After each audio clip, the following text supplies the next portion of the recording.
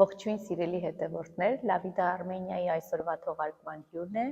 Իսպանիայի եւ Պորտուգալիայի նորանշանակ հոգեվոր հովիվ Հայր Ղևոն Սաղաթելյանը։ Աստված օգնական, Հայր Սուրբ։ Աստված պահապան ձեզ։ Շնորհակալ ենք հրավերն ընդունելու համար, Հայր Սուրբ։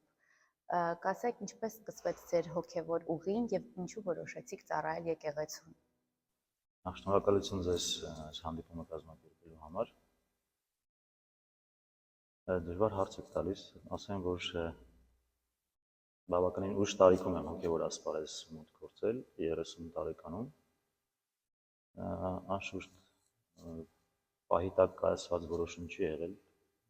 2-3 տարի ժամանակ եմ ունեցել վերջնական այդ որոշումը կայացնելու համար։ Ասեմ, որ նախկինում եկեղեցականացված անձ որպես այդպեսին չեմ եղել, ճիշտ է մկրտվել եմ փոքր տարիքում, ծնողներս մկրտել են, բայց ինչպես շատ շատերին է, իմ պարագայում էլ հոգևոր կյանքը սկսվում էր մոմավառությամբ, երբեմն, եւ ավարտվում էր հոգևորականությանը քննադատելով, վատաբանելով, առանց որևէ հիմքի, որովհետև որևէ լավ կամ վատ փորձառություն չի ունեցել հոգևորացի դասի հետ կամ հոգևորականության հետ, այսպես որ ասում են, բոլորը ասում էին, մենք էլ հարկ էինք համարում պատեհ, անպատեհ առիթներով շարունակել այդ։ Եվ երևի դրա համար էլ Աստված ասաց, թե խնդրեմ համեցեք, տեսնենք դուք քեզանից ինչ ես ներկայացնում, ասպարեզը ձերն է։ Եվ այդպես որոշում կայացրեցի, այո։ Եվ 30 տարեկանում ընդունեցի կանայց պատրաստման դասարան, ու այդպես սկսվեց հոգևոր ծառայությունը։ Որն է հայ առաքելական Սուրբ Եկեղեցու հավատացյալների պարտականությունները եւ ինչ է նշանակում լինել քրիստոնյա։ Քրիստոնյա նշանակում է մարդ, որ հավատում է Սուրբ Երրորդությանը, ընդունում է, որ Աստծո խոսքը, Աստծո որդին, միածին որդին, Հիսուս Քրիստոս, արմնացել, աշխարհ է եկել, ծնվել է, մեզ համար մկրտվել է, մեզ համար չարչարվել է, խաչվել է, մահացել է, հարություն է առել, ու հավատում է Աստծո որդուն եւ ընդունում է Քրիստոսին որպես փրկիչ եւ մկրտվում է երրորդության, Սուրբ Երրորդության անունով։ Կապ չունի որ եկեղեցու, հայ առաքելական եկեղեցու կամ այլ եկեղեցու հետևորդ ես, այս պարագայում քրիստոնյա լինել նշանակում է հետևել Քրիստոսին, արժանի լինել Քրիստոսին, արժանի լինել քրիստոնյա կոչման, արժանի լինել Աստծո որդի կոչվելու, Աստծո զավակ կոչվելու, Քրիստոսին ժառանգակից լինելու այդ մեծ շնորհը։ Իսկ ինչպես կարելի է ճանաչել եւ հասկանալ Աստծո կամքը կյանքի կարևորագույն որոշումներ կայացնելիս։ Չկա մի այնպիսի գիրք, որ բացես կոնկրետ կյանքի իրավիճակում, կոնկրետ դեպքում կարդաս եւ հասկանաս որն է կոնկրետ քո պարագայում Աստծո կամքը։ Տեսեք, մարդկային փոխհարաբերություններում մենք այդ հարաբերությունները կառուցում ենք փոխադարձ ճանաչողությամբ։ Շատ նման է այս առումով մարդ եւ Աստված հարաբերությունը, որովհետեւ մենք հասկանանք որն է Աստծո կամքը եւ Աստծո կամքով առաջնորդվենք մեր կյանքում, պետք է Աստծուն ճանաչել, պետք է Աստծո հետ շփվել, պետք է Աստծո հետ ինչքան որ թույլ է տալիս մեր մարդկային տկար բնությունը եւ մեր հավատքը շփվել, ճանաչել Աստծուն եւ ըստ այդմ էլ կյանքի բոլոր իրավիճակներում դժվար թե ուրախության մեջ լինենք, տխրության մեջ լինենք, փորձության մեջ լինենք, դրա մասին չես արդեն մտածում, զգում ես, հասկանում ես, ինչքանով որ կարելի է դա հասկանալ, ինչքանով որ կարելի է ճանաչել։ Իսկ պետք է Աստծո հետ միշտ լինել, ապրել Աստծո կամքի մեջ, Աստված ճանաչողությամբ կարող ենք հասկանալ Աստծո կամքը, շփման մեջ, փոխհարաբերության մեջ։ Եվ ոչ միայն փորձությունների եւ նեղությունների ժամանակ, երբ որ ելք չենք ընտրում, սկսում ենք փնտրել ուր է Աստված եւ որն է Աստծո կամքը։ Անի, քեզ բոլորը ճանաչում են պատարագների Անի, այդպես են ասում քեզ։ Ինչպես սկսեցիր ամենամսյա պատարագներ կազմակերպել եւ չկար արդյոք մտավախություն, որ ինձ չեն ճանաչում, հնարավոր է չվստահեն, չեն գա։ Ես Հայր Սուրբին ասեցի, որ ես կփորձեմ որևիցե մի բան անել։ Իհարկե բարդ էր, որովհետև ասում եմ, որևիցե մեկին չէի ճանաչում ու չգիտեի որտեղից սկսել, բայց ցանկությունս շատ մեծ էր, քանի որ ուզում էի, որ օտար հողում լինի մեր մշակույթը պահող կարևոր կենտրոններից մեկը։ Ինձ համար դա եկեղեցին էր։ Հիմա էլ այդպես եմ կարծում, որ դա լավագույն կենտրոնն է, որ մեզ կարող է եւ մշակութային առումով, եւ լեզվի, եւ հավատքի առումով պահել հայ, որովհետեւ այդ երեք բաղադրիչներն են, որ մեզ ցանկացած միջավայրում, անգամ հենց մեր հայրենիքում պահում են հայ։ Կարող ենք լինել քրիստոնյա եւ շատ ազգեր են քրիստոնյա, բայց ոնց որ ասում են հայերը այն չամիչը, որ մեզ նկարագրողն է ու բնորոշիչն է, դա հենց մեր լեզուն, մեր հավատի յուրահատկությունը, մի փոքր յուրահատուկ ենք լինելով քրիստոնյա եւ մշակույթն է։ Հոգեորականները, հատկապես այն հոգեորականները, որոնք գտնվում են Եվրոպայում, որևիցե ֆինանսավորում չունեն։ Այսինքն տեղաշարժը բավականին բարդ էր, քանի որ ունեինք ընդամենը մեկ հոգևորական, որը պիտի սպասարկեր ամբողջ Իսպանիան։ Դա նվազագույնը 4 քաղաքներն էին՝ Մադրիդ, Բարսելոնա, Մալագա, Ռիոխա։ Մի խոսքով, այդ տեղաշարժը մեծ ֆինանսական ծախսեր էր ներկայացնում իրենից, բացի դա, քանի որ չունեինք եւ չունենք մինչ այսօր Բարսելոնայում եւ մնացած այլ համայնքներում մեր սեփական հայկական եկեղեցին, պիտի ստիպված ամեն օրվա համար վարձավճար վճարեինք։ Դա բավական չէր, նաև Հայր Սուրբը, քանի որ բնականաբար ինչպես բոլորս մեր սեփական բնակարանը չունենք, այդ բնակարանի հարցերը, կոմունալները եւ առհասարակ ցանկացած մարդ կարիք ունի ապրելու։ Իսկ ինչպես ես գնահատում մարդկանց ներգրավվածությունը պատարակներին, այն ժամանակ, երբ նոր էիր սկսել ամենամսյա պատարակներ կազմակերպել եւ հիմա։ Ուրեմն սկզբում բավական բարդ էր, որովհետեւ ունեինք ռեսուրսների խնդիր։ Իհարկե շատ շնորհակալ եմ մեր կանանց, որ երբ որ ես հաղորդագրությունը գրեցի եւ շնորհակալ եմ քեզ, քանի որ քո խմբում գրեցի, միակ հարթակն էր, որտեղ ես կարող էի մարդկանց հետ շփում ունենալ եւ հաջորդ օրը առավոտյան ինձ զանգահարեցին։ Սուրբ Ծննդյան պատարակ էինք ուզում կազմակերպել եւ կարծում էի, որ եթե Սուրբ Ծննդյանը արձագանքեն, ուրեմն հույսեր կան, ամեն ինչ կորցված չէ եւ կարող են սկսել եւ շարունակել, ու այդպես էլ եղավ։ Եվ կարծում եմ, որ առանց Աստծո օրհնության անհնար էր, որովհետև ասում եմ, շատ արագ կազմակերպվեց եւ մի անգամից ունեցանք պատարակ, իհարկե շատ սուղ միջոցներ ունեինք, միայն տոմսի գումարը ունեինք եւ եկեղեցու գումարը ունեինք, բայց փառք Աստծուն սկսեցինք, անգամ հյուրասիրություն չկարողացանք կազմակերպել։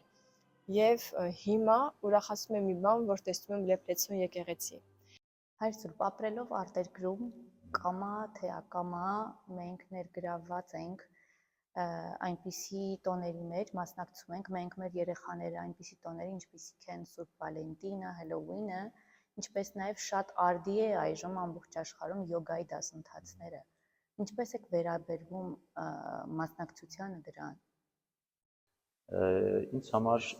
որքանով որ ես եմ հասկանում, պատկերացնում, հանրապես կյանքում պետք է եւ մենք եւ մեր երեխաներին, երիտասարդներին փորձենք սովորեցնել մտածել, ընտրել, զանազանել, որքան հնարավոր է, անհրաժեշտ է, օգտակար է, ոչ օգտակարից։ Չառաջնորդվել այն սկզբունքով, որ բոլորը անում են, ես էլ արեցի, կամ շատերն են անում, ուրեմն դա ճշմարտություն է, ուրեմն դա լավ է, օգտակար է, ոչ։ Կոնկրետ ձեր ասած, ասենք, երբ որ հարցնում են Վալենտինի հետ կապված, սովորաբար հոգեորականին հարցը տալիս են, որպեսզի ակնկալելով, որ պետք է հոգեորական ասի, ինչու Սուրբ Վալենտին, եթե մենք ունենք Սուրբ Սարգիս, օրինակ։ Բայց ես կարծում եմ, որ այս պարագայում կարևորն է այդ Սուրբ բառը, սրբության հասկացությունը։ Ասում ենք սիրահարների տոն, այդ սիրահարությունը, սիրահարվածությունը, սերը, հարաբերությունները որքանով են տեղավորվում սուրբ բառի, սրբության հասկացության, տրամաբանության հասկացության այդ շրջանակները որքանով են տրամաբանվում, որքանով են համահունչ։ համահունչ են, թե հակառակը ծայրահեղ հակառակ բևեռներ են իրարից ներկայացնում։ Եթե այդ հարաբերությունները, այդ զգացմունքները սրբության հասկացության հետ հակասության մեջ են, սրբության հետ հակասության մեջ են, այստեղ կարևոր չի Սուրբ Վալենտին, թե Սուրբ Սարգիս։ Ուրեմն դա է ինձ համար, ես այդպես եմ կարծում, օրինակ, իմ մասնավոր կարծիքով։ Մի հարց էլ կա, որ գտնում եմ, որ կարևոր է մեր երեխաների հետ կապված մասնավորապես, օրինակ իրենք դպրոցներում են, իրենց հասակակիցների հետ են, արդյոք մեր երեխաները այդքան պատրաստված են, կարող են տարբերվել, հա, արդյոք այդտեղ էլ հնարավոր է այնտեղ խնդիրներ առաջանան, որ իրենց հասակակիցներից, իրենց ուսանող կամ դպրոցական ընկերներից տարբերվեն։ Լավ կլիներ, որ այնքան գիտելիք, կամք եւ հմտություններ ունենային, որ այդ անկախությունը ունենային, որ այդ հոսանքին հակառակ գնալուց չվախենային։ Կարևորը դա է, ինչպես ասում, անբան հոտի տրամաբանությամբ չարաշնորթելն է։ Մենք բանական էակներ ենք եւ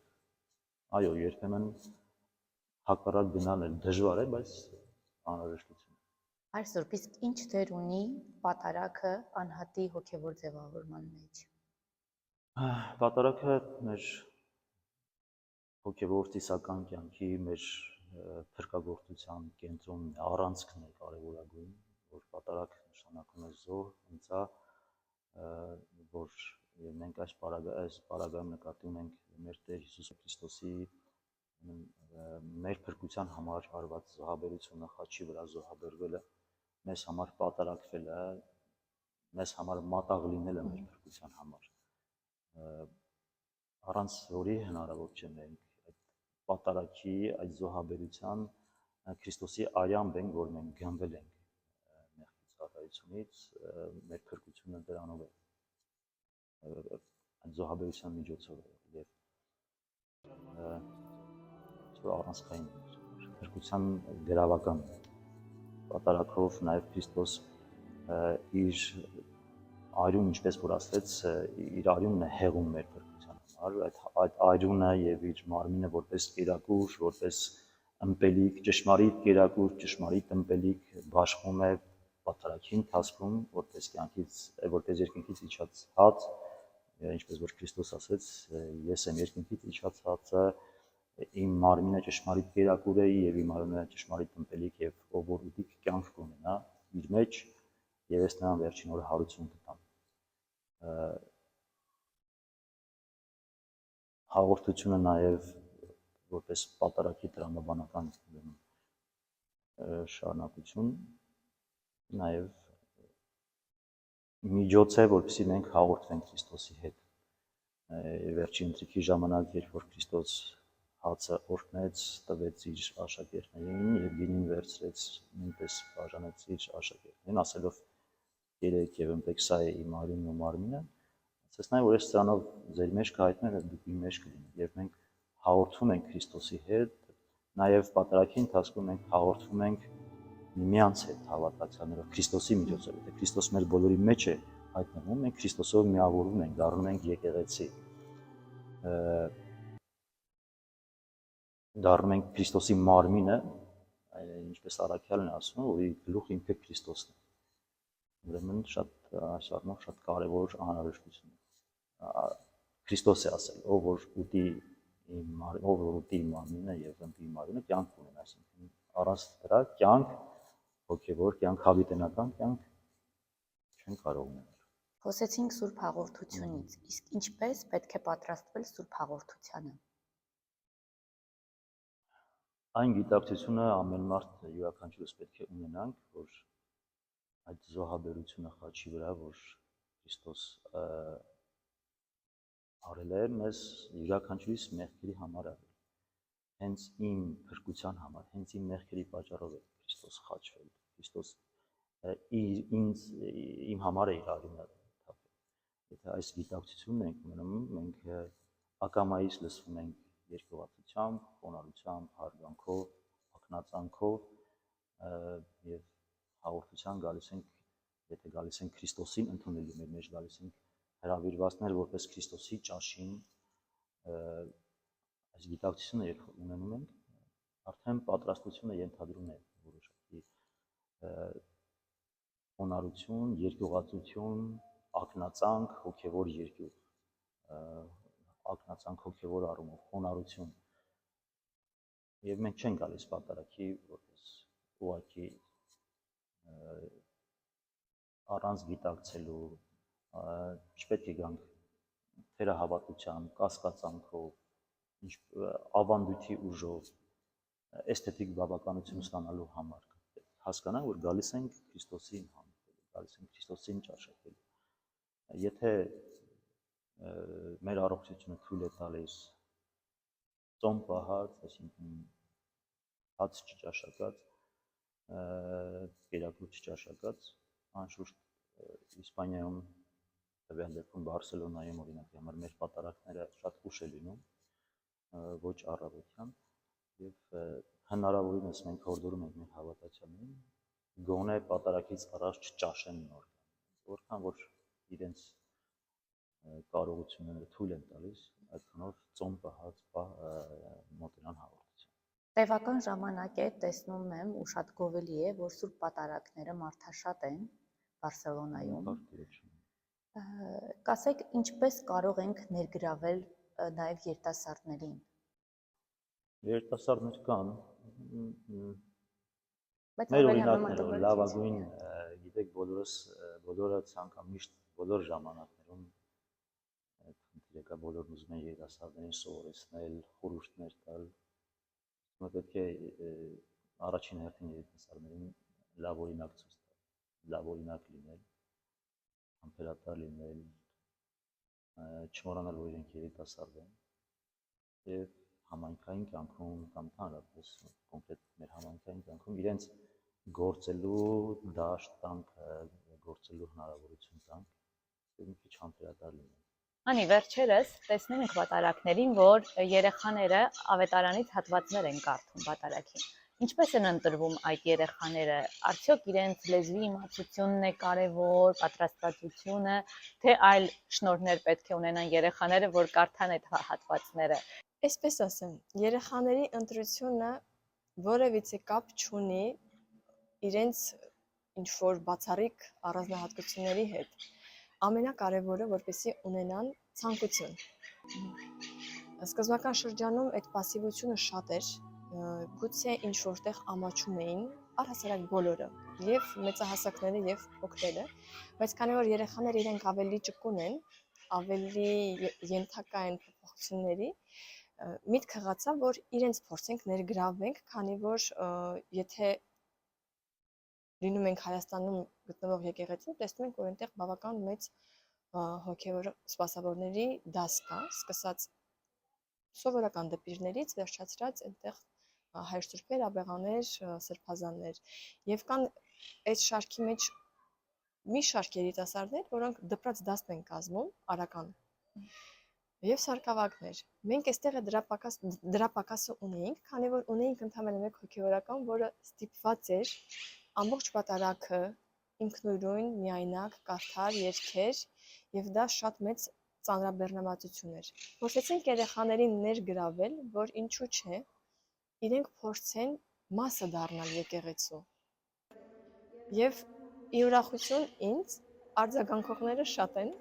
եւ դա ինձ համար նաեւ մի միջոց է, որպեսզի իրենք փորձեն կապվել եկեղեցուն, եթե կապվում ես, դու անկախ քեզանից փորձում ես քո մշակույթը, քո հավատը ավելի լավ ուսումնասիրել ու ավելի բարեդրացիական հարաբերությունների մեջ ես լինում։ Բացի դա,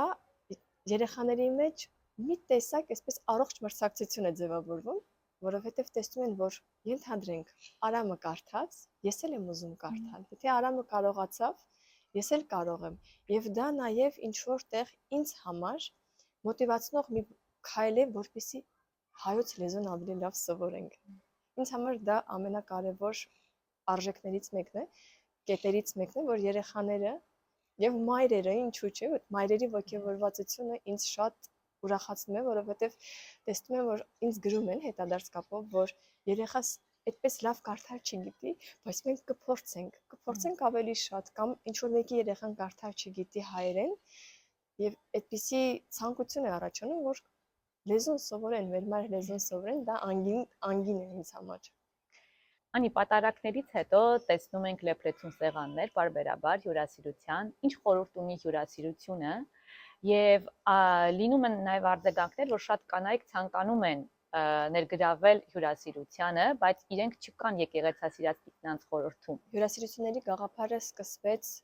Հայր Սուրբի հետ, հայ շնորհքի հետ խոսելուց հետո, քանի որ մենք ինքներս գիտենք, որ նախկինում պատարակներից հետո, առաքյալների ժամանակ պատարակներից հետո հավաքվել են եւ ամեն մեկը իր հետ բերել է ինչ-որ մի ուտելիք եւ պատարակներից հետո այդպես ճաշի սեղան են գցել, կոչվել է սիրո ճաշ, ագապե, եւ կանանց հետ եկանք մի ընդհանուր համաձայնության, որ անենք կամավոր սկզբունքով։ Շատ կանայք կան, որոնք մասը չեն կազմում տիկնանց միության, բայց իրենք ցանկություն ունեն օգնելու եւ թե ինձ հետ են կապ հաստատում, թե կանանցից ինչ-որ մեկի հետ եւ ասում են ինչպես կարող ենք օգնել, ինչ-որ մի բան գոնե մենք թխենք, բերենք, ցանկացածը կարող է։ Եվ տիկնանց միությունը այդպես իրենից ինչ-որ լուրջ, շատ խիստ կազմակերպություն դեռ չի ներկայացնում, ցանկացածը, ով ուզում է օգնել, կարող է մասը կազմել։ Կարող է անդամագրվել, կարող է ֆինանսական աջակցություն 10 եվրո, այսպես մի քիչ մանրանամ, որպեսզի մարդիկ հասկանան, որ աստղաբաշխական թվերի հետ գործ չունենք, հա, ամեն կին մանավանդ այստեղ աշխատելով հազիվ հասցնում ես քո օրվա հացի հարցը լուծել, հա, այդ 10 եվրոն, 20 եվրոն, այսպես ասած, երբ որ մենք շատ ենք, բավական լուրջ հարցեր են լուծում։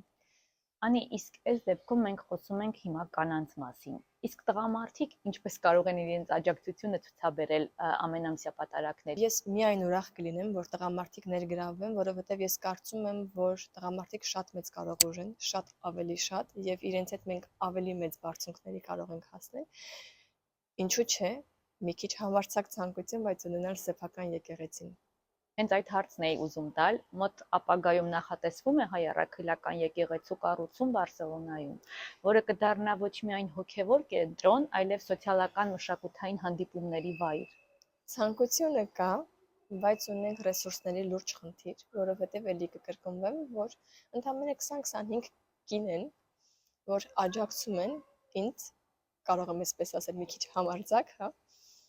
ինձ եւ Հայր Սուրբին, որպեսզի մենք ունենանք այդ ամենը եւ ինչու՞ չէ նաեւ համայնքը ունենա եւ այսպես ասեմ համայնքը երբ որ ձևավորվում է ինքը ծխական թեմի նման միասնական այսպես ասած միավոր է ոնց որ ժամանակին էր առաջ նախկինում երբ որ հոգեվորականին ամբողջ ծխական թեմը գյուղը պահում էր եւ կարծում եմ որ արդար եւ ազնիվ կլինի որ բոլորը մասնակցեն քանի որ սա արվում է բոլորի համար։ Ուղղակի այսօրվա դրությամբ այդ ամբողջը դրված է 25 կնոջ, 25-30 կնոջ ուսերին։ Կարծում եմ մի փոքր անարդար է, եթե անկեղծ, եւ թեկուզ նաեւ հյուրասիրության պահը, քանի որ իրոք խնդրի առաջ ենք կանգնել, բարդ է, հոգնում են, սպառվում են էմոցիոնալ առումով, եւ դա եւս ֆինանսները իրենից ենթադրում, քանի որ կամավոր սկզբունքով է եւ իրենք իրենց ֆինանսից են ներդնում, կարծում եմ, որ արդար է, որ բոլորս մասնակցենք, մեծ ընտանիքի նման, համարենք, որ հարսանիք ենք կազմակերպում, ընտանեկան, այդ մոտեցումը ես ունեմ, և ես միայն սիրով կսպասեմ բոլորին, շատ մեծ սիրով կընդունեմ բոլորին, կարող են, եթե ունեն իմ Facebook-յան էջը, կարող են ինձ հետ ուղիղ կապ հաստատել, եթե չունեն, կարող են քո միջոցով ինձ հետ կապ հաստատել և կարող ենք անել ընդհանուր հայտարարի գալ եւ միասին կազմակերպել այն ամենը, ինչ որ ցանկանում ենք։ Մենք բոլորս հայ ենք, թեկուզ, չգիտեմ, 5000, 10000 հոգի ենք այստեղ, բայց բոլորս մի մեծ ընտանիք ենք։ Ու կարծում եմ, որ եկեղեցին այն կապող օղակն է, որ մեզ բոլորիս միավորում, ջերմացնում է ու կարծում եմ, որ դա ամենամեծ ուժն է մեր, որ լինենք միասնական, քանի որ եթե մենք ունենք ամուր սփյուռք, թեկուզ եւ հայտնվել ենք մեր կամքից ոչ անկախ այստեղ, կարծում եմ, որ մենք լինելով ուժեղ, ավելի ուժեղացնում ենք մեր մայր հայրենիքը, մեր Հայաստանը։ Հայր Սուրբ, անչափ մեծ արձագանք ստացավ համայնքում երեխաների հետ հոգևոր զրույցները Սուրբ պատարագներից առաջ։ Արդյոք լինելու են շարունակական հոգևոր զրույցները երեխաների հետ եւ ինչպիսի թեմաներ են քննարկվում զրույցների ընթացքում։ Որաբար երեխաները իրենք են թելադրում, իրենք են հուշում մեզ ինչ թեմաների շուրջ խոսենք, անշուշտ նախնական որոշակի գիտելիքներ մենք փորձում ենք փոխանցել, բայց հետարքի լուրջ թեմաները իրենք են շատ հաճախ հուշում։ Երեխաների հետ հանդիպումից առաջ պատրաստվել եմ քիչ կասկածելի, որովհետև երեխաները այլ կերպ են մտածում են ավելի պարզ, բայց ոչ հասարակ։ Երեխաները շատ հաճախ ասում են, ինչպես ասի, իրենք են հուշում ինչի շուրջ խոսել իրենց, ինչ թեմաներ քննարկել իրենց։ Շարունակական հուսով կլինենք պայմանավորված էր եղանակների հետ եւ հուսամ Բարսելոնան մոտ ապագայում կունենա նաեւ մշտական քահանա հոգևոր ծառայող, որ լինի այստեղ ավելի շատ ժամանակ ունենա հնարավորություն ունենալ թե մեր երիտասարդների հետ, թե մեր երեխաների հետ ավելի կազմակերպված, ավելի երկար ժամանակով կանոնավոր ձևով շփվելու, ուսուցանելու, կազմակերպելու համայնքային կյանք։ Իսկ ինչ խորհուրդ կտաք Իսպանիայի հայ համայնքին միասնություն պահպանելու եւ առաջ շարժվելու համար։ Միասնությունից խոսում ենք բոլորս միշտ, որտեղ էլ որ լինենք, Իսպանիայում լինենք, Հայաստանում լինենք, կամ աշխարհի որ ծայրում էլ որ լինենք, բոլորս դրա բացակայության պակասը զգում ենք, ցավը զգում ենք, եւ ընդհանրապես հասկանալ, որ միասնությունը պետք է սկսվի մեզանից, մեր եսը մի կողմ դնելուց, մեր եսից ավելի մեր համայնքի այդ միասնությունը կարևորից։ Շնորհակալություն հարցազրույցի համար։ Ես շնորհակալ ձեզ, Աստված ձեզ պահպան, շնորհակալություն ձեր կատարած աշխատանքի համար եւ մաղթանոցի նորանոր հաջողություններ, նորանոր ձեռքբերումներ ունենաք ձեր այս նախաձեռնության մեջ։ Սիրելի հետևորդներ, չենք մոռանում բաժանորդագրվել մեր YouTube-յան ալիքին եւ Instagram-ին, ինչպես նաեւ չենք մոռանում օժանդակության մասին։ Եթե ցանկանում եք, որ մեր հաղորդաշարը լինի շարունակական, աջակցեք մեզ եւ ձեր հանգանակությունը կարող եք ուղարկել նշված հեռախոսահամարին եւ հաշվեհամարին։ Շնորհակալություն։